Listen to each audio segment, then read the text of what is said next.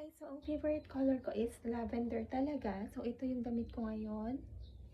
Full of lavender siya. At favorite color ko to kasi napaka-subtle lang niya. Tapos yung color niya pinkish na, hindi pinkish, lavender nga siya. Lavender pero parang siyang girly color. So feminine kasi ako, so hindi ako boyish talaga. So ang mga colors ko ay pink, lavender, mga ganon. So ganon ako. Pero kaya ko naman kumilos ng mga ano din. Pero more on feminine ako. Matagal na akong ganun. Talagang mahinhin ako ever since. So, ang kilos ko ay pang Pilipina. Talagang Pilipina. So, ganun ang kilos ko. Hindi ako maano.